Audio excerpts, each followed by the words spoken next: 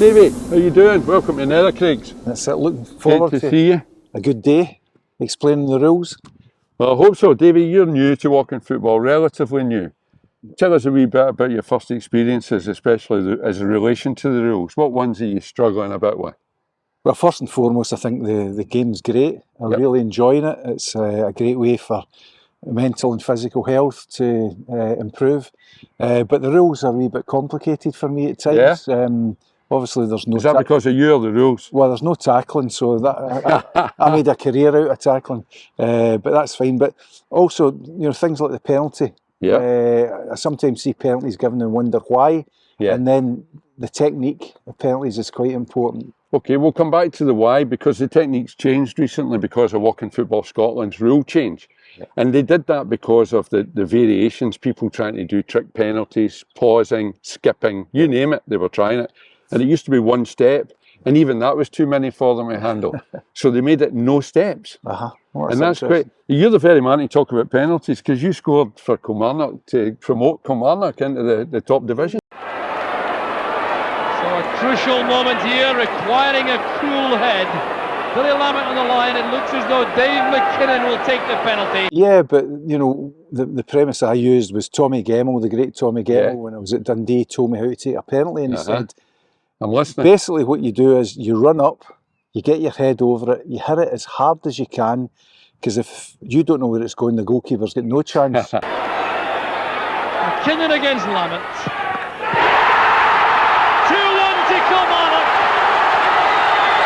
9 minutes of the match left. That should set penalty entrusted to one of the most experienced campaigners in the field, Davie Mackinnon, thundering it hard. So I think it's about reading the penalty with this, I would imagine, because you're static, the goalkeeper's got a good chance of just reading, so you may have to give him the eyes to score. Okay, let's show the audience what we mean then. Okay. So where is it taken then? So we always take the penalty 2 steps from the goal line, okay?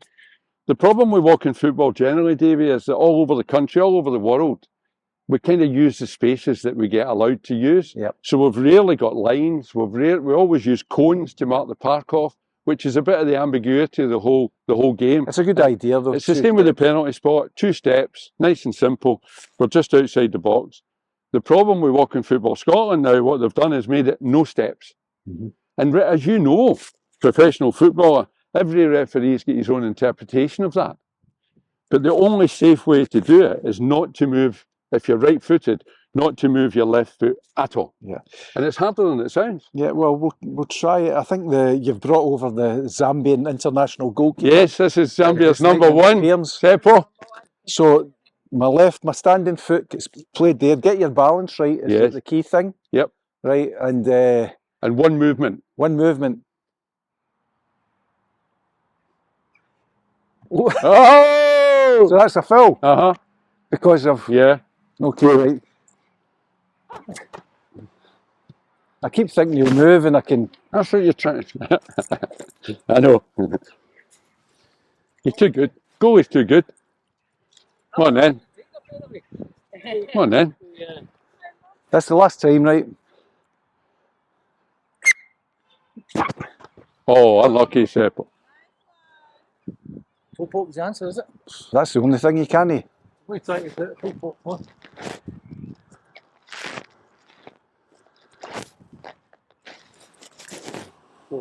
I'm sure we'll be able to cut all this. Oh, good pen. Good pen. And he's a goalie. Beginner's luck. Well done. Yes. Magnificent.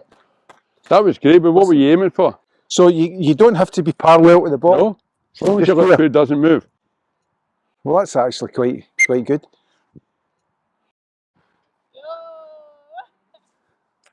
Thank goodness. Right, cut the rest. Thanks for letting that in, Seppo. Oh, nearly. Good. We were playing on Monday and we were up this end. Someone made an offence and the penalty obviously was up the other end. Well, that's the most straightforward of all, is 3 running offences.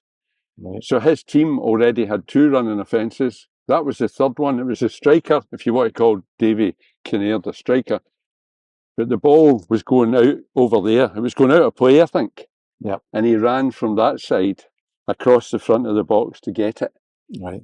And I gave the free kick against him, but it was the third offence, third running offence his team had committed. So it's a penalty away up there. Okay.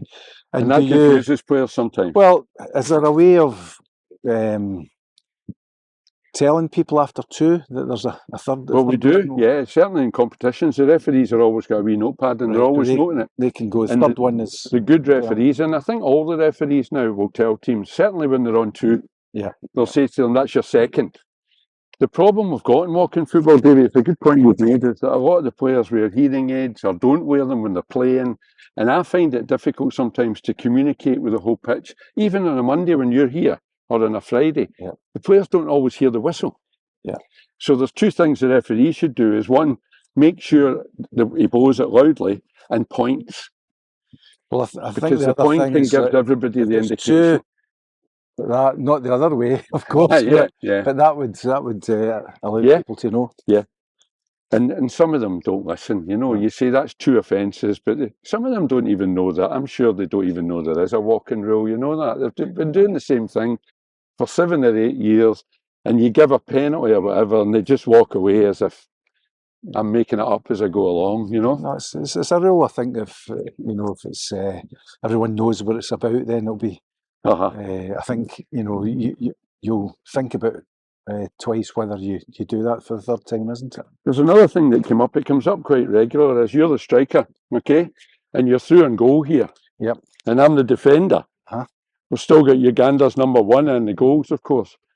So it's very difficult for a defender to let you just come on and take a shot. So they run to get the block in, right?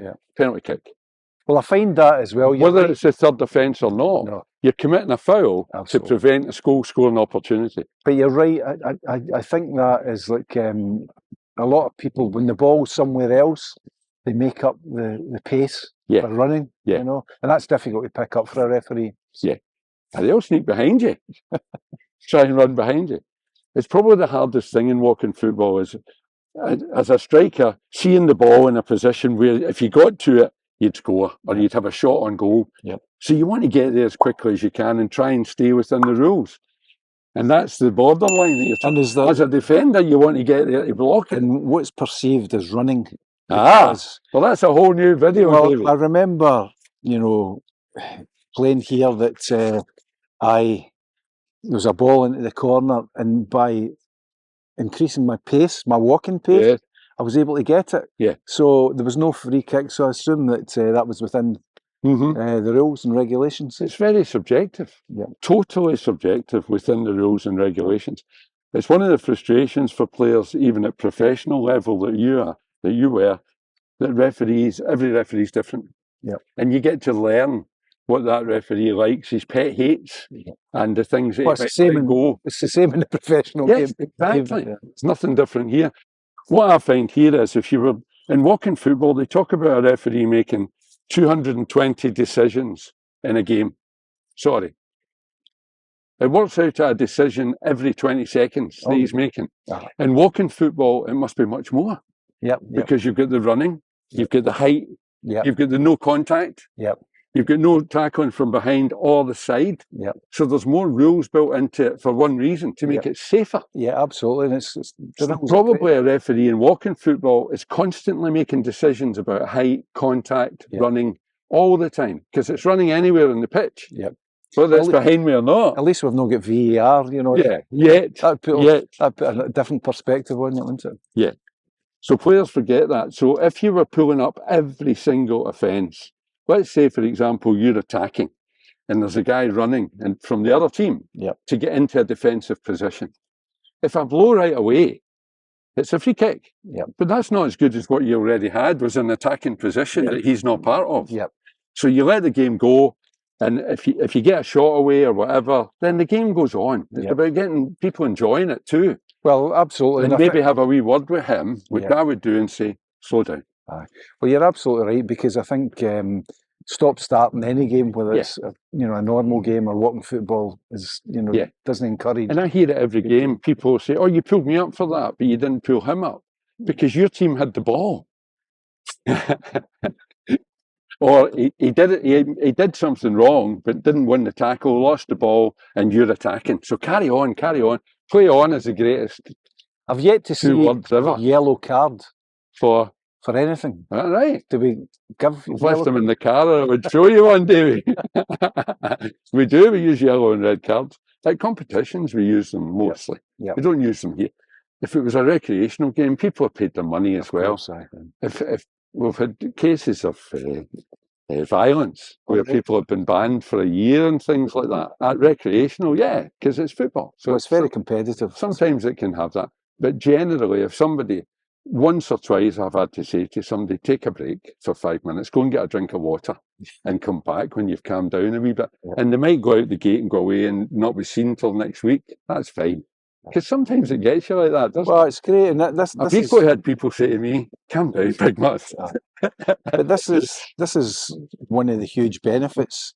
You take yourself back, 30 years, 35 years, 40 years, whatever, to have the same competitive edge. And it is very competitive. And, it's a great game for people that still have that passion inside them. And that thought they'd never kick a ball that again. desire. Yeah. I mean, I know the first 5 minutes I played, I thought, right, that's good.